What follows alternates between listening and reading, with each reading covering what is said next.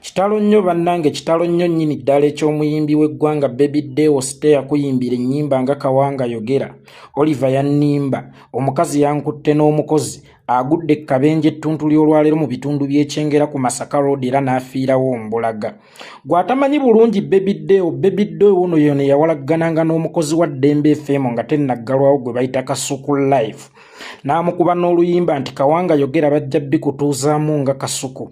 Era Baby Deo abadde amanyikiddwa nnyo olw'engeri gy'ayagalamu eby'obuwangwa bwe n'okukkiriza mu ddiini ey'ekinnansi ng'era tayagala muntu yenna avulunga ddiini ey'ekinnensi oba nga tayagala muntu yenna avulunga bya buwangwa era nga yalabibwako emabegako ku TikTok live emu n'omuvubuka omu omusiraamu gwe bayita Rama ng'amwewerera okumukuba kubanga Rama yali alayidde nti agenda kuteeka obubi mu mayembe ge.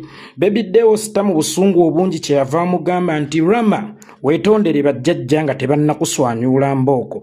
Then ne Rama n'asoma edduwa, naye Rama yasoma edduwa ng'agamba nti amayembe gagenda kwesaanyizaawo, naye sigambye nti amayembe ge gamusaanyizaawo, ffenna tukitegedde tekimusaanyizaawo, kabadde kabenji. Otherwise tukubagiza ab'enju ye, abaana be, ab'eŋŋanda ze, mukyala we ne mikwano gye oba bakyala be, bazadde be, baganda be na buli omu yenna abadde adipendinga ku ye nti twava eri Mukama Katonda era gye tulina